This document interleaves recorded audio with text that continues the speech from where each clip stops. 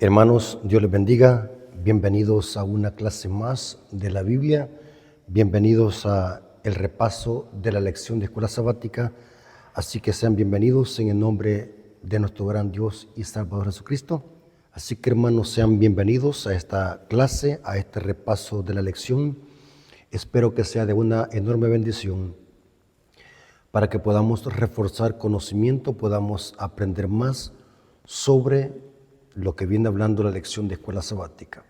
Así que hermanos, vamos a orar para que Dios nos dé sabiduría e inteligencia para que podamos entender su palabra. Vengamos de rodillas.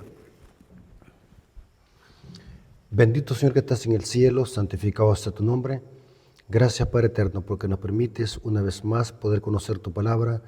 Bendice este repaso de la lección, que podamos ampliar conocimiento y que los hermanos que van a escuchar este mensaje, este repaso, sean edificados, puedan aprender más, para que así, Señor, podamos consagrar más nuestras vidas y podamos prepararnos para tu pronto regreso.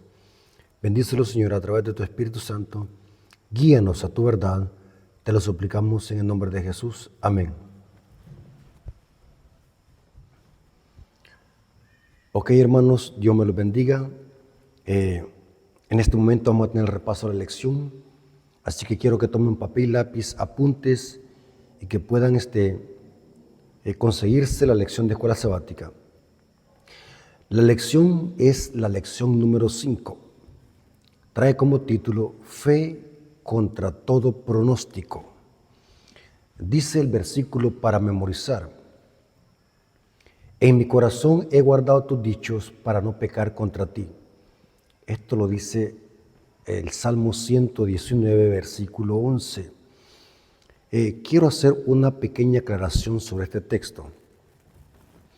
Cuando el salmista dice, en mi corazón he guardado tus dichos para no pecar contra ti, quiero decirles, hermanos, que la palabra corazón es sinónimo de mente, de intelecto. El corazón se usa como símbolo de lo más íntimo y lo más profundo del ser humano. Es sinónimo de mente, de intelecto. ¿Por qué razón, hermanos? Porque es con la mente que se decide obedecer a Dios o obedecer al pecado. El salmista dice, en mi corazón, en otras palabras, en mi mente, he guardado tus dichos para no pecar contra ti. No es en el corazón literal que se guardan los dichos de Dios. El corazón simplemente es sinónimo de intelecto. ¿Dónde es que guardamos la palabra de Dios? Es en la mente, en el intelecto. Y se lo voy a demostrar que corazón es sinónimo de mente y de intelecto. Noten lo que dice Pablo en Romanos 7, 25. Siempre me gusta explicar el versículo para memorizar, para que los maestros cada sábado puedan explicar también a sus congregaciones la lección de escuela sabática. Noten cómo dice Romanos 7:25. Gracias doy a Dios por Jesucristo, dice Pablo. Noten, aquí Pablo está diciendo, y noten cómo dice, gracias doy a Dios por Jesucristo, Señor nuestro. Así que yo mismo con la mente sirvo a la ley de Dios, mas con la carne sirvo a la ley del pecado. Corazón en la Biblia es sinónimo de mente. En la mente nosotros decidimos las acciones y las intenciones. El corazón simplemente es sinónimo de mente, de intelecto. Es en la mente donde se decide pecar o no. Es en la mente donde se origina el pecado.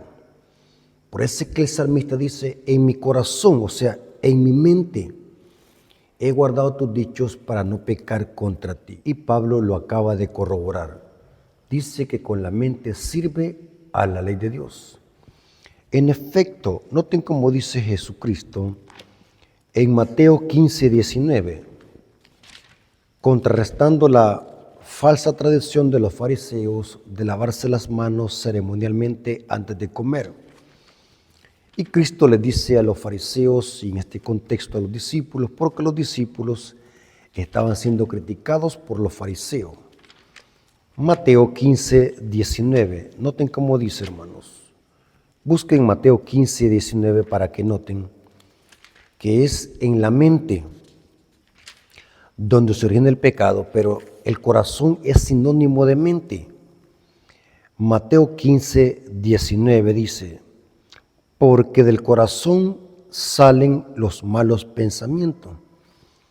Todos sabemos, hermanos, que con el corazón nadie piensa, porque si pensáramos con el corazón, entonces pensar un perro, porque también tiene corazón, pensar a una gallina, porque también tiene corazón, pensar un mono, porque también tiene corazón, pero el corazón simplemente es sinónimo de mente, de intelecto, porque del corazón salen los malos pensamientos. Noten que es en la mente donde se piensa.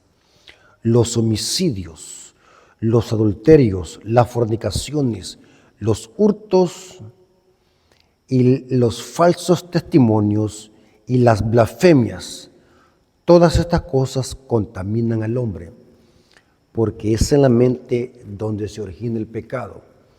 Y el salmista dice, por esa razón, en mi corazón he guardado tus dichos, en otras palabras, en mi mente he guardado tus mandamientos para no olvidarme de ti ni pecar contra ti. Noten cómo dijo Jesús en Mateo 5, 28, hablando de dónde se origina el pecado. Mateo 5, 28. Noten que estamos explicando el versículo para memorizar. Mateo 5, 28. Dice acá nuestro Señor Jesucristo. Dice lo siguiente. Oíste que fue dicho, no cometerás adulterio. Pero yo digo que cualquiera que mira a una mujer para codiciarla, ya adulteró con ella en su corazón. Pero no es con el corazón que adulteramos, sino que es con la mente. Es en la mente donde se originan los malos deseos, las concupiscencias. Por eso, hermanos, es que la Biblia dice que renovemos nuestro entendimiento con el poder del Espíritu Santo. Noten lo que dijo Pablo en Romanos 7, hablando del pecado de la codicia. Y todos sabemos, hermanos, que es en la mente donde se codicia. Romanos 7, versículo 7, dice el apóstol San Pablo. Romanos 7, versículo 7. El apóstol Pablo, hablando de la función de la ley, habla él de un mandamiento que es el 10º mandamiento. Y noten cómo dice Romanos 7, 7. ¿Qué pues diremos? ¿La ley es pecado? En ninguna manera. Pero yo no conocí el pecado sino por la ley, y tampoco conoceré la codicia si la ley no me dijera, no codiciarás. ¿Dónde se codicia? Es en la mente. Todo pecado se origina en la mente. Por eso es que la Biblia, cuando dice que hay que arrepentirnos, esa palabra en griego es metatonai, que significa cambio de pensamiento, cambio de mente. Porque, hermanos, todo pecado se origina en la mente, porque el pecado es una decisión, es una elección. Nosotros decidimos pecar o no pecar, y eso se decide en la mente. Quise hacer esta aclaración para explicar el versículo para memorizar, que es el Salmo 119, versículo 11. O sea, cuando la Biblia habla de corazón, no está hablando del órgano fisiológico que tenemos al lado izquierdo de nuestro pecho. Se refiere a la mente. Y es bien importante, hermanos, que es en la mente donde tenemos que guardar los dichos de Dios para no pecar contra Él. Aunque el pecado es transgresión de la ley, pero cuando quebrantamos la ley, estamos pecando contra Dios. Por lo tanto, hermanos, es importante que permitamos al Espíritu Santo para que haga una renovación de nuestro espíritu y nuestro entendimiento. Pablo dice que hay que llevar cautiva nuestra mente para que no se levante ningún pensamiento que vaya a ir en contra de la voluntad de Dios. Ok, haciendo esta aclaración, vamos a profundizar en la lección de escuela sabática. ¿Por qué la lección de escuela sabática trae como título Fe contra todo pronóstico? Es importante, hermanos, entender de que los reformadores que se levantaron en el siglo XVI, a finales del siglo XVI y a principios del siglo XVII, fueron hombres de Dios.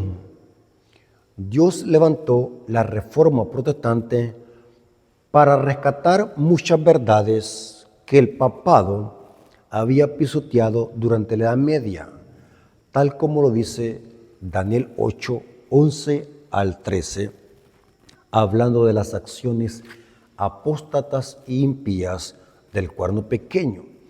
El papado durante la Edad Media pisoteó la verdad de Dios, echó la verdad del santuario por tierra, se levantó en contra de Cristo, pisoteó a los santos del Altísimo, y la Reforma Protestante se levantó como un movimiento del destino para rescatar muchas verdades, no todas, que el papado había pisoteado.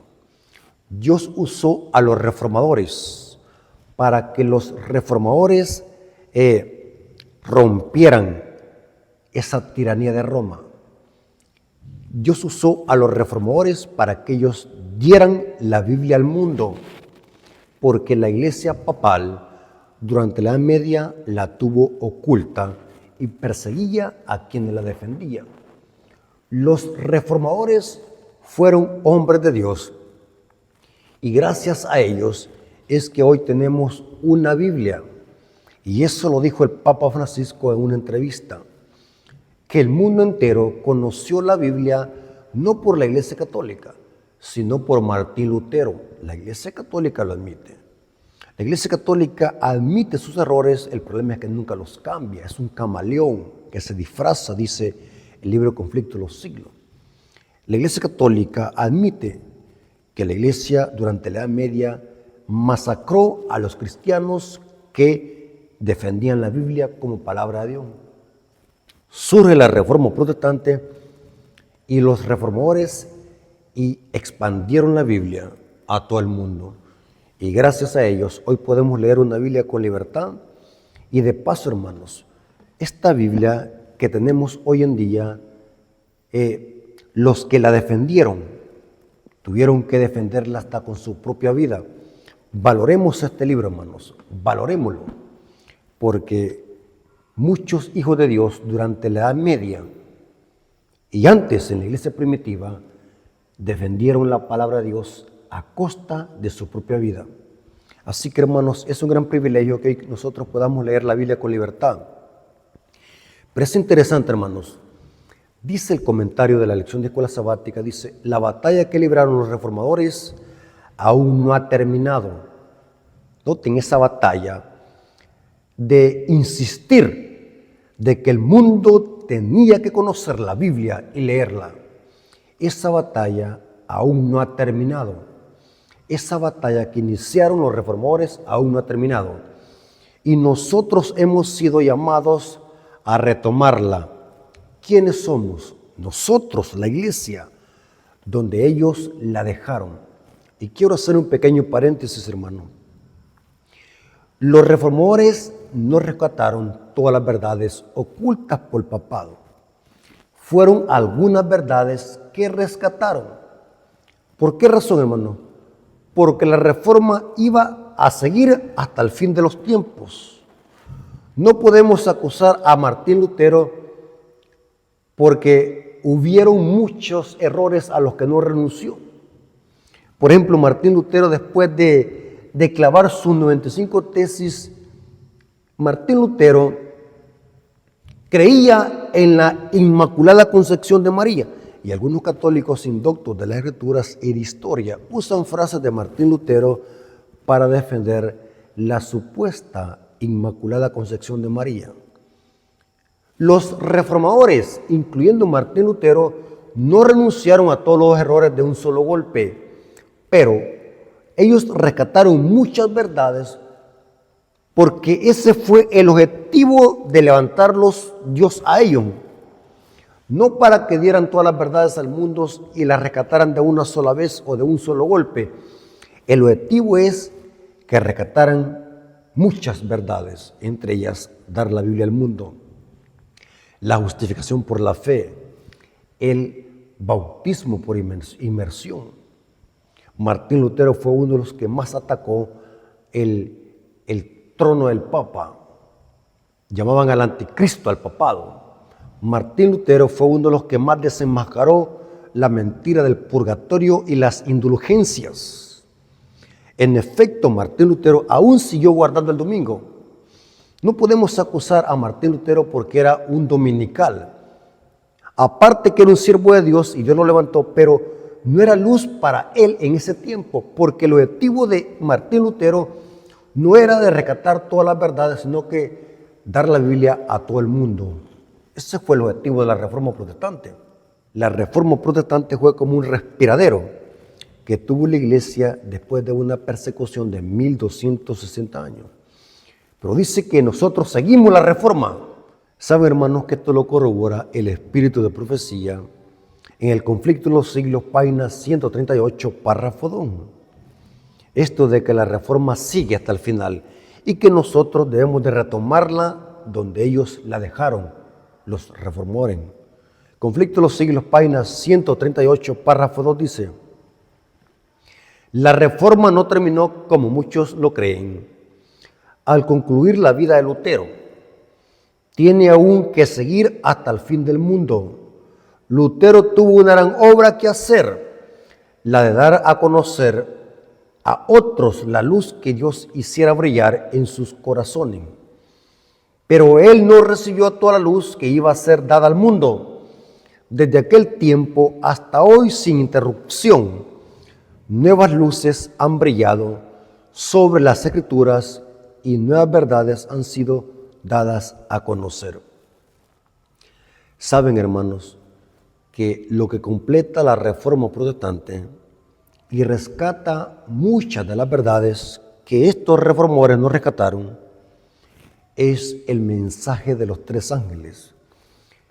¿Cómo lo sabemos? Porque es el mensaje de los tres ángeles que alumbra la tierra con su gloria. El mensaje que completa la Reforma Protestante son los mensajes de los tres ángeles. Y aquí dice, por ejemplo, los reformadores no rescataron la verdad del sábado. Los reformadores no rescataron la reforma pro salud. Los reformadores no rescataron la verdad del santuario. No sabían ellos qué era el santuario. Una verdad que había sido pisoteada por el cuerno pequeño, el santuario. Pero viene la iglesia adventista junto con el movimiento milerita y empieza a rescatar esas verdades que la Reforma no completó.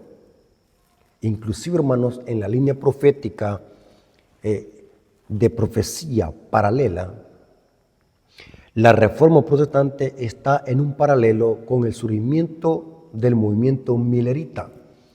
En otras clases hemos explicado eso, cómo los movimientos proféticos en armonía con el santuario son paralelos. La Reforma Protestante está en paralelismo con el movimiento milerita. Y desde entonces se han venido rescatando muchas verdades. La Reforma sigue hasta el final. Ok, en el domingo 28 de abril dice solo la palabra de Dios. O como decimos, o como decían los reformadores, la sola Escritura. La sola Escritura era una y es una de las 5 solas de la Reforma Protestante.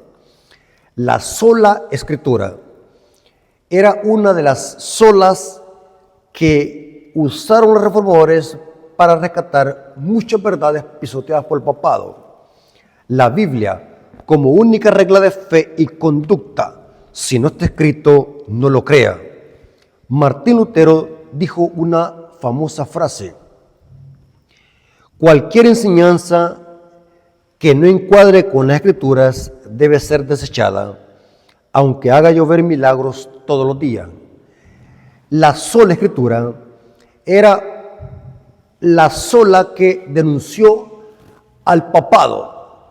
Los reformadores, para rescatar muchas verdades ocultas por el papado, usaron la sola Escritura. Es interesante que lo que dice aquí un Salmo 119, versículos 103 al 104, dice: cuán dulces son a mi paladar tus palabras, más que de la miel a mi boca. De tus mandamientos he adquirido inteligencia, por tanto he aborrecido todo camino de mentira. Hermanos, porque la verdad está aquí en la palabra de Dios. Y fue esto que usaron los reformadores protestantes para denunciar las falsas doctrinas del catolicismo romano y del papado. El papado es el poder político y religioso amalgamado, mientras que la Iglesia Católica es el reino de la bestia. El trono de la bestia está en el Vaticano. Su reino es toda la Iglesia que está en todo el globo terráqueo. Y los reformadores, incluyendo Martín Lutero, usaron la Biblia para rescatar muchas verdades y para señalar al papado como el anticristo de la Biblia.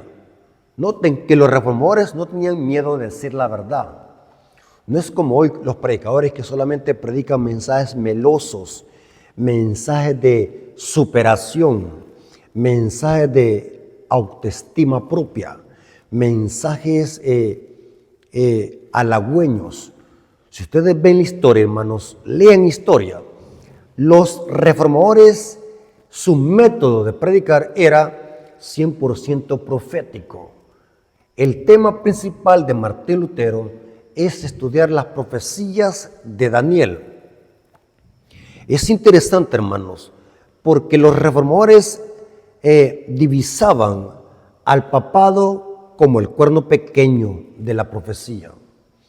Noten que los reformadores, para denunciar la tiranía de Roma, usaron la palabra de Dios. Y saben, hermanos, que más adelante por eso es que se levantaron los jesuitas, porque los jesuitas es la contrarreforma. Los jesuitas se levantaron para dar otra interpretación diferente de las profecías, porque lo que buscaban era contradecir la interpretación de los protestantes o de la reforma protestante. Lo que hicieron los jesuitas es la contrarreforma. Los jesuitas inventaron un sistema diferente de interpretación profética. Uno fue preterista y el otro futurista, dando un enfoque diferente a las profecías a como lo predicaban los reformadores. Y es importante hacer este paréntesis, hermanos. Saben de que todos los reformadores, sin excepción, Martín Lutero, Juan Hus, John Wycliffe, Jerónimo, Eurículo Singlo, todos esos grandes hombres de Dios, ¿saben qué es lo que decían? La bestia es el papado, el cuerno pequeño es el papado, la ramera de Apocalipsis 17 es el papado. El trono donde se sienta el Papa es la silla del anticristo. Eso predicaban los reformadores, entre ellos Martín Lutero. Noten que ellos no tenían miedo de predicar. Decían las cosas tal. Y saben, hermanos, que por eso es que a muchos predicadores no les gusta meterse en profecía, Daniel y Apocalipsis. Porque por donde quiera que nosotros toquemos Daniel y Apocalipsis, vamos a encontrar este sistema que se le llama en la Biblia el cuerno pequeño, la bestia, y Babilonia, la ramera de Apocalipsis. Hermanos, predicar profecía incluye denunciar este sistema que le ha hecho tanto daño al pueblo de Dios y a la verdad de Dios. Terrible, hermanos. Noten lo que dice el apóstol Pedro, hablando de la eficacia que contiene la Biblia, la palabra de Dios. 1 Pedro 1, 23 dice, la palabra de Dios que vive y permanece para siempre. Noten, el apóstol Pedro está hablando de las Escrituras. Y pudiésemos mencionar muchos ejemplos bíblicos donde la Biblia enseña la suficiencia de las Escrituras. Para conocer la verdad de Dios no necesitamos otra fuente antibíblica. Y quiero hacer un paréntesis sobre esos términos, hermanos. Hay 3 términos que debemos tener cuidado a la hora de interpretar la Biblia. La Biblia es la única regla de fe, conducta y doctrina. Pero hay términos que son, por ejemplo, hay algo que es bíblico, hay algo que es extrabíblico y hay algo que es antibíblico. A la hora de estudiar la Biblia tenemos que saber identificar estos 3 términos: lo bíblico, lo extrabíblico y lo antibíblico. Lo bíblico es que esté textualmente en la Biblia. Lo extrabíblico es que aunque no esté en la Biblia textualmente, pero armoniza con la Biblia, no la contradice. Es una fuente que está fuera de la Biblia textualmente, pero lo que dice esta fuente es o está en armonía con la Biblia. En ese sentido es extrabíblico. Por ejemplo, como predicadores podemos usar cualquier referencia de cualquier libro, cualquier cita de cualquier autor, pero siempre y cuando esa cita o esa referencia o esa frase que estoy usando esté en armonía con la Biblia. Por ejemplo, Pablo a la hora de predicar usaba fuentes extrabíblicas. En Hechos 17 vemos de que el apóstol Pablo dio un sermón a los atenienses usando frases de filósofos griegos. Pueden leer eso en Hechos 17. Pero vemos que hay cosas que son antibíblicas. O sea que usar fuentes que contradicen la Biblia. ¿Me voy a explicar? Por ejemplo, usar el catecismo católico. Eso es antibíblico, porque lo que enseña el catecismo contradice la Biblia. Es bien importante que entendamos esos términos, que es algo bíblico, que es algo extrabíblico y que es algo antibíblico. Saben, hermanos, que todo predicador, para conocer la Biblia a profundidad, tiene en su casa muchos libros y enormes bibliotecas. Pero es importante saber elegir la literatura, que esa literatura que vamos a estudiar esté en armonía con la Biblia y que no vaya a ser antibíblica. Por lo tanto, hermanos, es importante que entendamos que los reformadores para predicar la verdad usaban la sola Escritura. Dice el comentario de este día: los reformadores saturaban su mente con las Escrituras, vivían por la palabra y muchos de ellos murieron por la palabra, o sea, defendiendo este libro. No eran cristianos casuales, que una vez al tiempo agarraban la Biblia como lo hacemos mucho. No eran cristianos casuales, complacientes o descuidados, con su vida devocional superficial. Sabían que sin el poder de la palabra de Dios no resistirían las fuerzas del mal dispuestas contra ellos. Es terrible, hermanos, cómo los reformadores usaban la Biblia para desenmascarar la mentira de Roma. Los reformadores creían que en la Biblia había suficiente poder para poder exaltar el evangelio verdadero que Roma había pisoteado durante la Edad Media. Hablemos de Martín Lutero, cómo Martín Lutero usaba la Biblia como única regla de fe y conducta, la sola Escritura. Es interesante, hermanos, leamos un poco de historia. Lutero en la dieta de Worms en Alemania. ¿Qué es la dieta de Worms?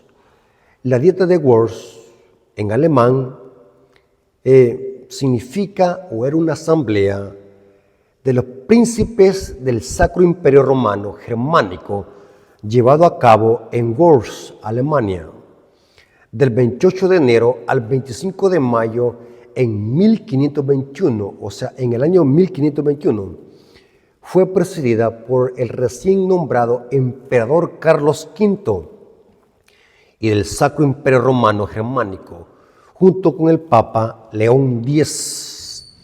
O sea que la Dieta de Worms era una gigante asamblea que se hizo en Alemania. Estaban ahí los principales príncipes de Europa, reunidos con el Papa León X y con el príncipe Carlos V.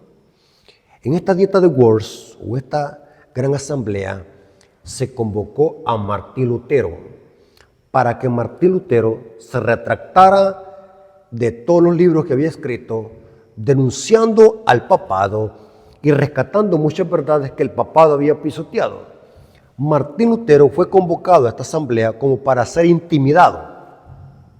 Imaginémonos, hermanos, estar en medio de magnates de toda la tierra, reunidos, y usando la fuerza y la presión psicológica para poder intimidarnos, para que nos retractemos de la verdad y neguemos la fe. Martín Lutero fue convocado a esta asamblea, a la Dieta de Worms, para que delante de todos se retractara de todos sus escritos que había escrito, entre ellos sus 95 tesis, que denunciaban al papado y sus atrocidades medievales. Saben que en esta reunión se puso en medio a Martín Lutero. Y dice que los príncipes y el rey Carlos V, junto con el Papa, le dijeron: Martín Lutero, te hemos traído acá porque queremos que te retractes y que te arrepientes de eso que has escrito en contra de la iglesia. ¿Y saben cómo contestó Martín Lutero? Es interesante lo que dijo. Esto está en el Conflicto de los Siglos, página 148, párrafo 2. Noten cómo contestó Martín Lutero a la presión que le estaban haciendo de retractarse. Noten cómo dijo, se lo voy a leer textualmente. Ya que su serenísima majestad y sus altezas exigen de mí una respuesta sencilla, clara y precisa, voy a darla. Y es esta: yo no puedo someter mi fe ni al Papa ni a los concilios, porque es tan claro como la luz del día que ellos han caído muchas veces en el error, así como en muchas contradicciones consigo mismos. Por lo cual, si no me convencen con testimonios bíblicos o con razones evidentes, y si no me persuaden con los mismos textos que yo he citado, y si no sujetan mi conciencia a la palabra de Dios, yo no puedo ni quiero retractar nada, por no ser digno de un cristiano hablar contra su conciencia. Heme aquí, no me es dable hacerlo de otro modo. Que Dios me ayude. Terrible, hermanos. Si ustedes no me lo demuestran con la Biblia, que estoy equivocado, y no me convencen con los mismos textos que yo he citado, lo siento, no me puedo retractar. Y dice la historia que si no hubiese sido por los principales príncipes de Europa que lo apoyaron y que estuvieron de parte de lo que decía Martín Lutero en esa misma Dieta de Worms, hubiese sido decapitado Martín Lutero, porque estaba desafiando al Papa. Aquí dice que era el Papa León X y el príncipe Carlos V, al emperador Carlos V, hermanos, y desafiarlos a ellos, hermanos, era meterse en agua caliente. Y Martín Lutero no temió eso, los desafió, y los desafió con la Biblia, hermanos. Así quisiera, y esto, hermanos, es lo que Dios quiere, que tengamos hombres de valor en la iglesia, hombres que sean como la brújula al polo, que no tengan miedo de predicar la verdad y decir la verdad. Hermanos, no confundamos ofender a la gente con decir la verdad. Si la gente se ofende por decir la verdad, es problema de ellos. Pero el deber de nosotros es predicar la verdad usando las Escrituras, porque aquí está la verdad. Y el diablo odia este libro como siempre lo ha hecho y persigue a quienes lo defienden. Y según la profecía, al final de la historia va a haber otra persecución y van a quitar las Biblias porque el diablo sabe de que a través de la Biblia la gente conoce la verdad y conoce los engaños del diablo. El diablo no ha cambiado su política, persigue a quienes defienden la verdad basada en las Escrituras. Dios quiere que tengamos hombres que defiendan la verdad. El carácter de Martín Lutero, sin temor a ser decapitado, los desafió en la cara.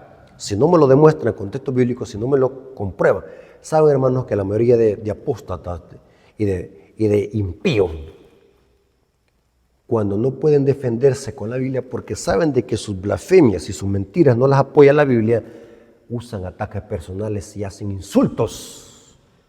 No sé si usted lo ha comprobado, que los apóstatas, al ver que no pueden decir escrito está, se vuelcan con la persona para hacerle daño físicamente. Eso hizo el diablo durante la media con los cristianos. Al no poderles callar la boca y al no poder defenderse, hacían uso de la fuerza. ¿Sabe, hermanos, que este mismo espíritu debemos de tener nosotros? Dice la sierva del Señor, ser como los reformadores, tener un carácter firme, sin doblez. Conflicto de los Siglos, página 581, párrafo 1, hablando de la sola Escritura. Esto es para nosotros. Pero Dios tendrá en la tierra un pueblo que sostendrá la Biblia y la Biblia sola, como piedra de toque de todas las doctrinas y la base de todas las reformas.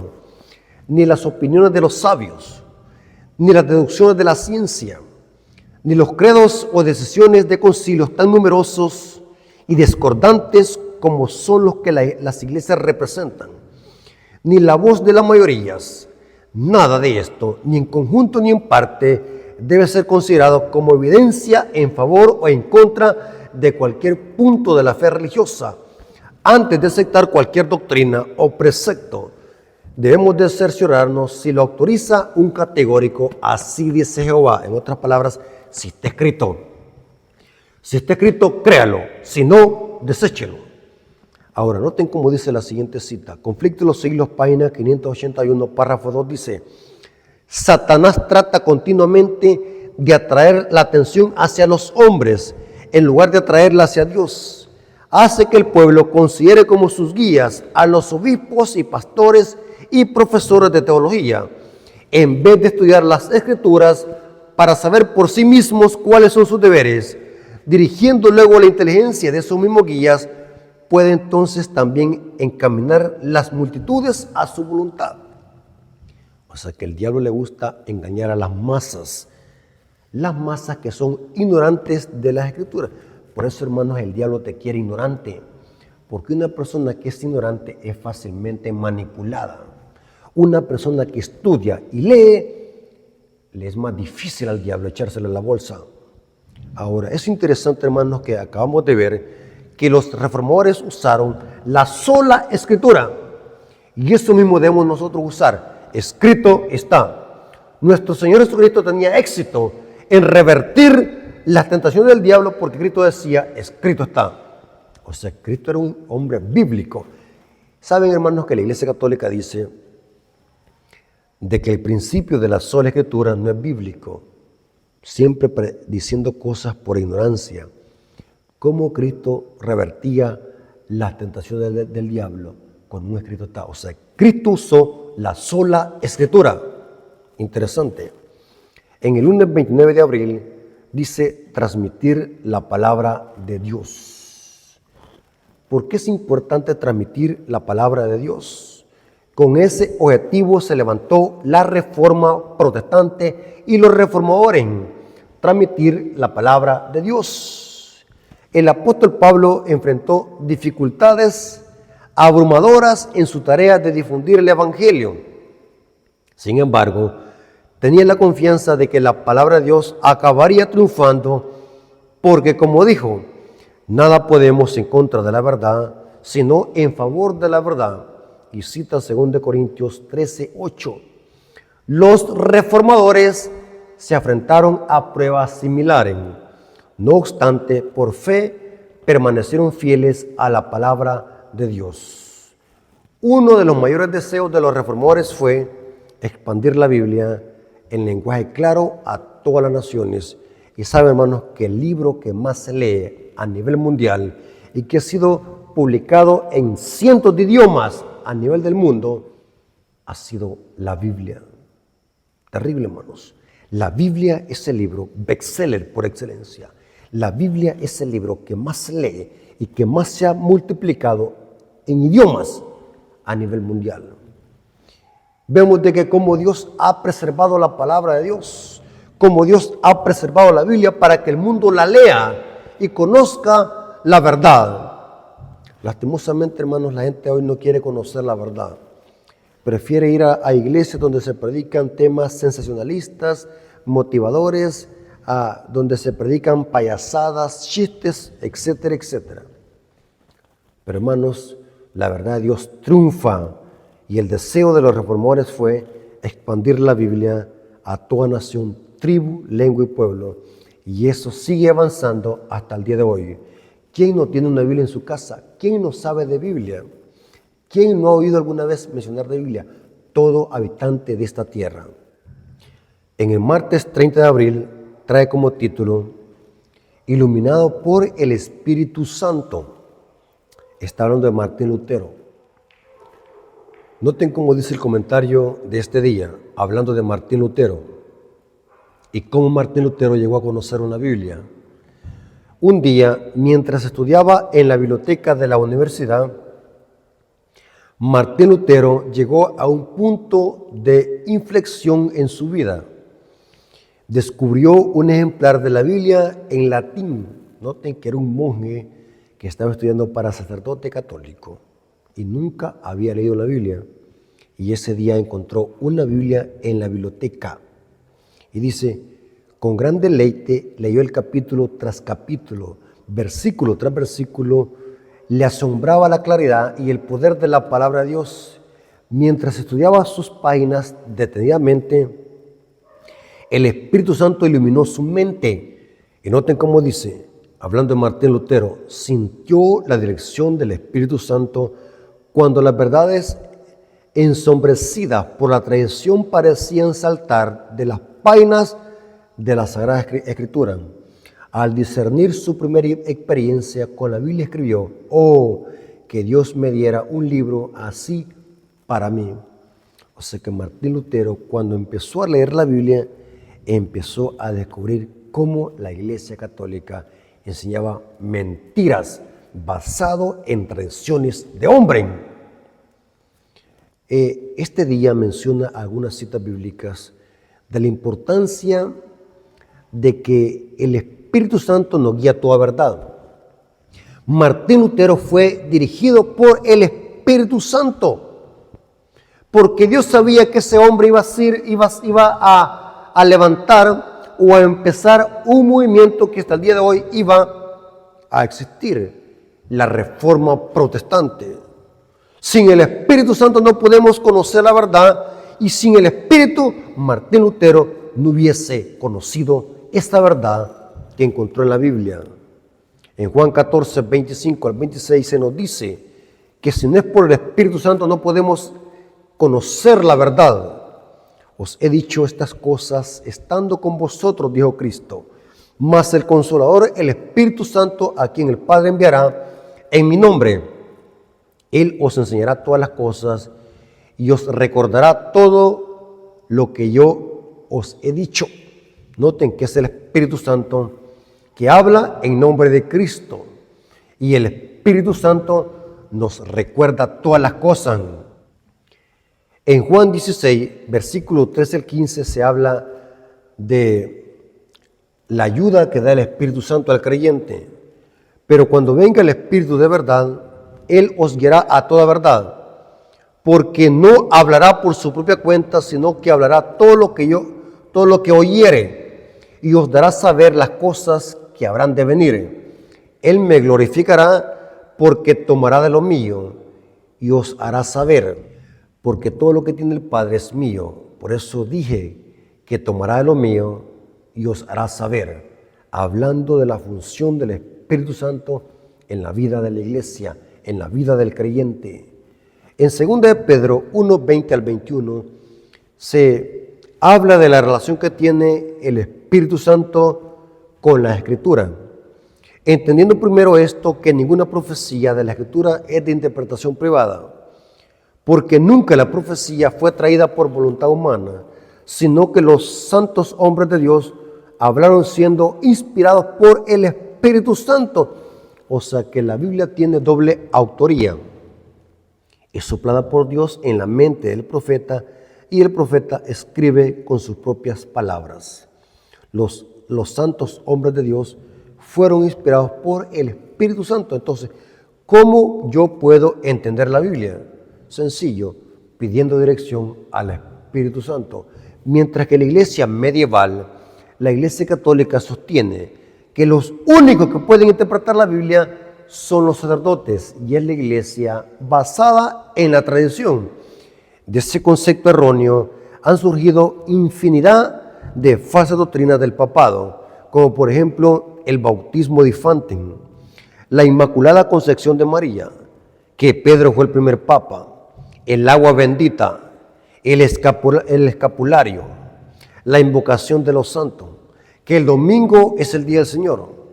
Todo tiene que ver por una mala interpretación que ha hecho el catolicismo romano, porque allí creen de que la Iglesia Católica es la única que puede interpretar la Biblia, mientras que los reformadores creían de que no es el Papa que puede interpretar la Biblia, sino que es el creyente cuando le pide dirección al Espíritu Santo. Eso pasó con Martín Lutero, y lo dijo Cristo, que el Espíritu Santo nos guiaría a toda verdad. No es el Papa, no son los sacerdotes católicos, es el Espíritu que nos guía a toda verdad. Las dos cosas que necesita el creyente para poder entender la revelación de Dios en su palabra es el Espíritu Santo y el método. La Biblia es su propio intérprete. Un texto explica a otro texto. Estas son las dos herramientas, podemos decir así, que necesita el creyente para poder interpretar la Biblia. Hay otras herramientas extra, como por ejemplo exégesis, como por ejemplo hermenéutica, saber griego y hebreo. Estas son secundarias, esas herramientas, pero las dos indispensables son el Espíritu Santo que nos guía a toda verdad y la Biblia es su propio intérprete, como ya lo hemos demostrado aquí en estas clases que damos, que para poder interpretar la Biblia tenemos que usar el método. La Biblia es su propio intérprete. Esto lo dice el libro Educación, página 171, párrafo 2, dice: la Biblia es su propio intérprete. Debe compararse texto con texto. El estudiante debería aprender a considerar la Biblia como un todo y a ver la relación que existe entre sus partes. Noten, la Biblia es su propio intérprete. Pero ¿qué es lo que enseña el catolicismo? Que para comprender la Biblia tenemos que irle a preguntar a un sacerdote católico o al Papa. Noten la diferencia del pueblo de Dios. El pueblo de Dios cree de que para poder interpretar la Biblia es el Espíritu Santo y la Biblia es su propio intérprete. En el miércoles 1 de mayo trae como título Solo Cristo, sola gracia. Estas son otras dos de las 5 solas de la Reforma Protestante: solo Cristo y sola gracia. Trae como algunas citas bíblicas allí, pero voy a usar solamente una: Efesios 2, 8 al 10. ¿Por qué solo Cristo y sola gracia? La Iglesia Católica decía, y así sostiene, de que la salvación es fe más obra. La Iglesia Católica sostiene que la sangre de Cristo no es suficiente para salvarnos. Tenemos que ayudarle y ponerle obra, porque el catolicismo romano enseña fe más obras. Es concepto católico. O sea, Dios pone una parte y nosotros ponemos otra parte. Fe más obra. Los reformadores decían lo contrario, que suficiente es solo Cristo y sola gracia. Que el ser humano no puede comprar la salvación, ni por obras ni por nada, porque la salvación es un regalo de Dios. Nuestra justicia es como un trapo de inmundicia. Nuestras obras, por muy buenas que sean, son trapos de inmundicia en la presencia de Dios. No tenemos nada bueno. Desde la planta de los pies hasta la cabeza somos una podrida llaga. Y los reformadores decían, solo Cristo y sola gracia. El ser humano lo único que necesita es a Cristo y la salvación por gracia, porque es un regalo. El ser humano no puede comprar la salvación ni puede hacerla. No puede. Si la salvación fuera por obras, cualquier persona la pudiese comprar. Los ricos pudieran salvarse si la salvación fuera por obra. Y los pobres pudiesen perderse si la salvación fuera por obra. Pero la salvación es solamente en Cristo. Solo Cristo y sola gracia. Efesios 2, 8 al 10. Noten cómo dice. Porque por gracia sois salvos, por medio de la fe. Y esto no es de vosotros, pues es don de Dios, no por obras para que nadie se gloríe. Porque somos hechura suya, creados en Cristo Jesús para buenas obras. Noten que las buenas obras no se hacen para salvación. Aunque el cristiano tiene que hacer buenas obras, pero esas obras son el fruto de la fe. Me doy a explicar, hermanos. El cristiano tiene que hacer buenas obras no para salvarse, sino porque es salvo. Uno es la fe y el otro es obediencia por fe. Uno es que nos salvamos por la fe y por la gracia y el resultado es buenas obras. O sea que las buenas obras no son para salvarme, porque dice que fuimos creados para hechura suya. O sea que antes de la entrada del pecado, Adán y Eva tenían que hacer buenas obras. Para eso fuimos creados en Cristo Jesús, para hacer buenas obras. O sea que las obras no tienen nada que ver con salvación. Aunque el cristiano tiene que hacer buenas obras, pero las hace porque ya es salvo, no para salvarse. ¿Me doy a explicar? O sea que es Cristo obrando en el creyente para hacer buenas obras. Las obras no son mías, sino que es Cristo obrando en mí.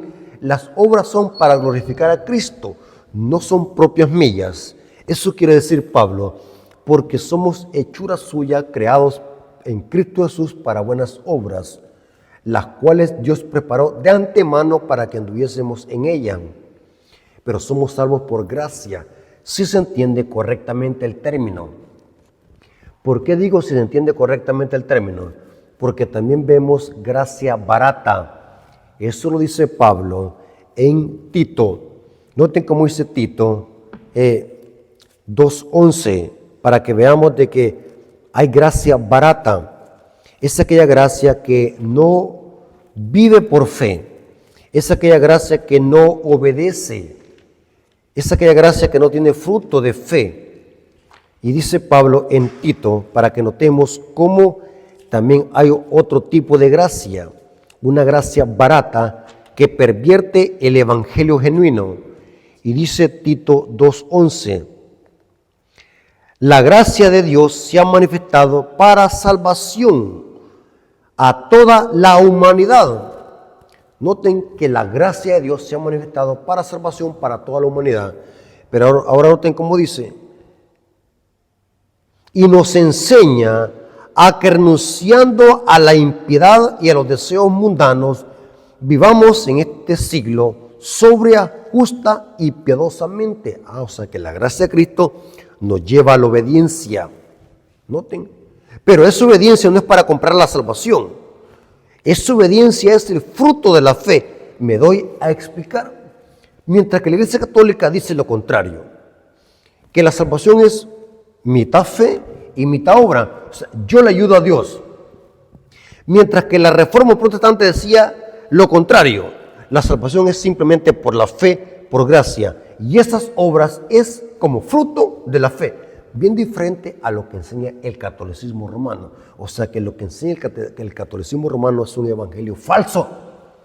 No existe salvación, obra más fe o fe más obra. Y alguien me puede decir, hermano, ¿y qué es lo que dice el libro de Santiago? Que el hombre fue justificado, Abraham fue justificado por la fe y por las obras. Hermanos, no seamos indoctos de la Escritura. Santiago le está escribiendo a un público diferente. Santiago le está escribiendo a un público que no estaba obrando de acuerdo a la gracia de Dios. Santiago está escribiéndole a un público apóstata que se había desligado de la gracia de Cristo y estaban desobedeciendo la gracia que los había salvado. Pablo está hablando de una gracia genuina, mientras que Santiago está hablándole a un público liberal y apóstata que había pervertido el evangelio de Cristo y estaban pisoteando la ley de Dios y asimismo estaban diciendo que habían sido salvados por gracia. Pablo y Santiago no se contradicen, pero Santiago no está diciendo que las obras salvan.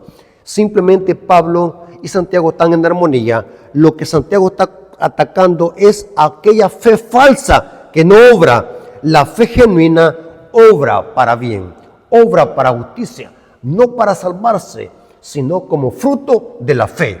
Porque la Biblia no se puede contradecir. La salvación, si se entiende correctamente, es por gracia, por medio de la fe.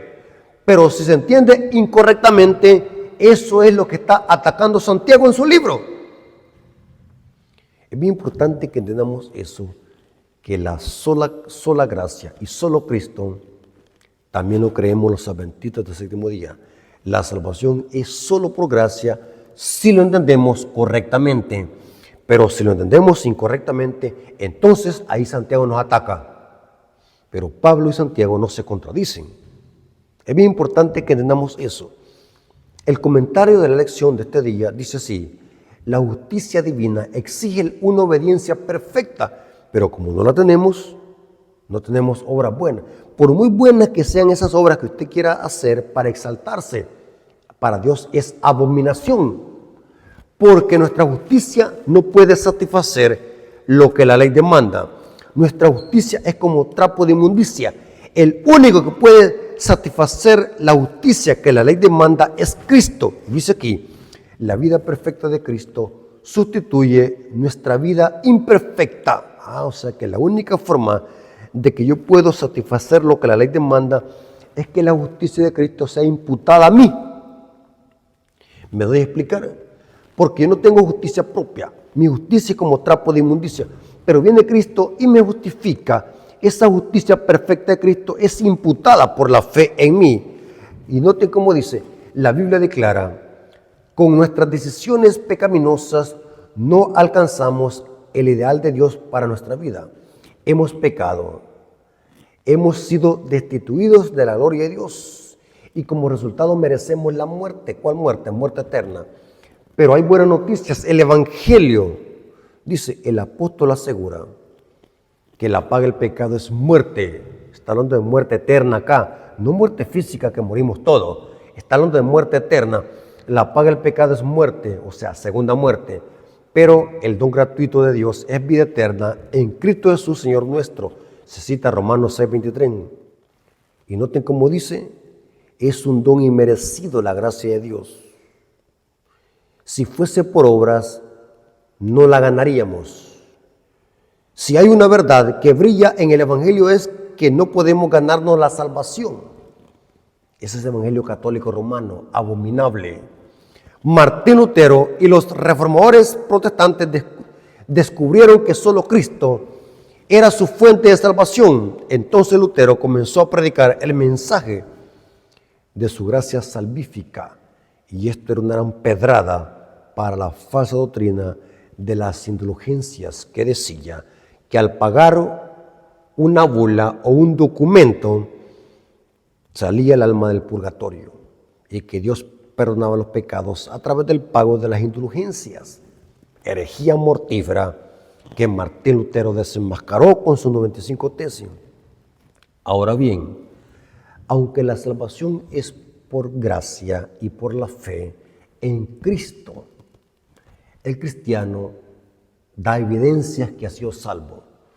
La evidencia de que un cristiano verdaderamente ha sido salvo por la gracia de Cristo obedece la palabra de Dios, obra de acuerdo a la palabra de Dios como fruto de la fe. Las obras no salvan, pero los cristianos salvos obran por la fe, viven por la fe. Las obras son el fruto de la fe. La obediencia a nadie salva. Simplemente la obediencia es el fruto de la fe. Cristo me justifica y Cristo me santifica. La ley a nadie salva, pero los salvos obedecen la ley, no para salvación, sino como fruto de la fe. Y saben, hermanos, que por esta mala interpretación es que surgió una secta en los tiempos de los apóstoles y que Juan la denunció, llamada las Nicolaitas, que habían pervertido las cartas de Pablo, haciendo creer de que Pablo decía que como el cristiano es salvo por gracia, no está obligado a guardar la ley. Eso se llama antinomianismo, lo contrario al legalismo judaizante. Pero es importante, hermanos, que entendamos bien el concepto de salvación. Salvos por gracia, obedientes por fe. La salvación es por gracia, es un regalo de Dios, pero los cristianos salvos obedecen por la fe. La gracia y la fe no aniquila ningún mandamiento de la ley. La gracia no me permite quebrantar ningún mandamiento de la ley.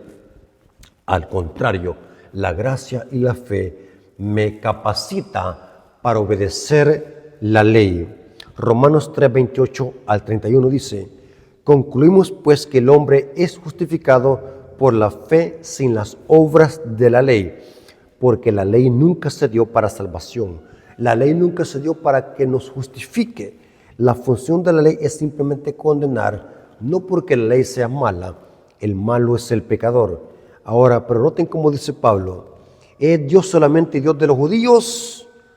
¿No es también Dios de los gentiles? Ciertamente también es de los gentiles, porque Dios es uno y Él justificará por la fe a los de la circuncisión, por medio de la fe a los de la incircuncisión. Luego, pues, por la fe invalidamos la ley. En ninguna manera, sino que confirmamos la ley. Hermanos, la ley a nadie salva, pero los salvos obedecen la ley, porque la gracia no nos da permiso para quebrantar la ley. Al contrario, la gracia nos capacita para poder obedecer la ley. Noten como dice Pablo en Romanos 6:15, para que notemos cómo la gracia y la ley están en armonía, no se contradicen. Somos salvos por gracia y obedientes por la fe. El fruto de la fe es la obediencia. Romanos 6, versículo 15 dice: ¿qué pues? ¿Pecaremos porque no estamos bajo la ley, sino bajo la gracia? De ninguna manera. ¿No sabéis que si os sometéis a alguien como esclavos, es para obediencia? Sois esclavos de aquel que los libertó. En otras palabras, los cristianos que han sido libertados por Cristo obedecen la ley no para ser salvos, sino que porque somos obedientes a aquel que nos libertó. ¿Me doy a explicar, hermano? Es bien importante que entendamos de que aunque los reformadores predicaron de una gracia salvífica, no estaban predicando de una gracia libertina como la predican hoy las iglesias protestantes antinomianistas.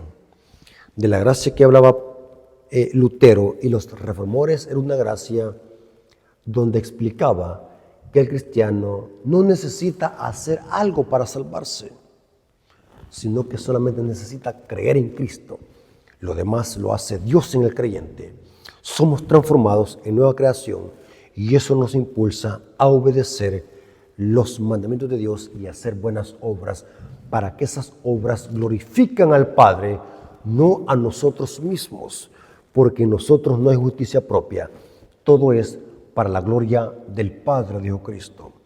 Es bien importante, hermanos, que nosotros podamos entender el concepto de gracia y ley, porque si no entendemos eso, vamos a caer en el extremo apóstata del evangelio que se constituye en libertinaje.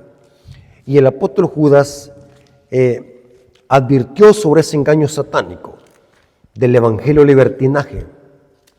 Aquel evangelio que creen de que la gracia nos permite quebrantar la ley, o que la gracia nos permite que quebrantemos algún mandamiento de la ley.